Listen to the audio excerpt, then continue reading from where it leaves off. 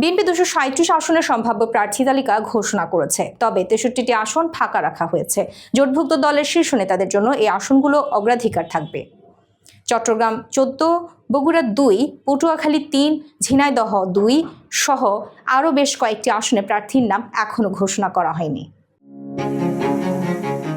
ত্রয়োদশ জাতীয় সংসদ নির্বাচনের জন্য বিএনপি 237টি আসনের সম্ভাব্য প্রার্থীর তালিকা ঘোষণা করেছে, তবে 63টি আসন ফাঁকা রাখা হয়েছে।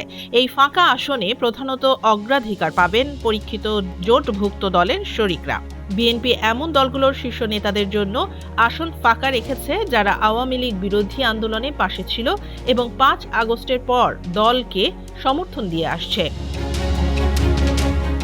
গোলমাল এড়াতে এবং জোটগত সমন্বয় সঠিকভাবে করতে দলটি কিছু আসনে এখনও প্রার্থী ঘোষণা করেনি। উদাহরণস্বরূপ চট্টগ্রাম 14 আসনে অধ্যাপক ওমর ফারুক, বগুড়া 2 আসনে মাহমুদুর রহমান মান্না, পটুয়াখালী 3 আসনে নুরুল হক নুরু, ঝিনাইদহ 2 আসনে রাশেদ খান প্রার্থী হতে পারেন। লক্ষ্মীপুর 1 আসনে সম্ভাব্য প্রার্থী শাহাদাত হোসেন সেলিম, লক্ষ্মীপুর 4 আসনে তানিয়া রব, ঝালকাঠি 1 আসনে মোস্তাফিজুর রহমান ইরান, ব্রাহ্মণবাড়িয়া 6 আসনে জোনায়েদ সাকি। বিএনপি মহাসচিব মির্জা ফখরুল ইসলাম আলমগীর বলেছেন, প্রার্থীর নাম জোটভুক্ত দলের সঙ্গে সমন্বয় করে নির্ধারণ করা হবে। দলটি আশা করছে পরীক্ষিত জোটসঙ্গী নেতাদের সমর্থন পেলে নির্বাচনে জয়ী হওয়া সহজ হবে।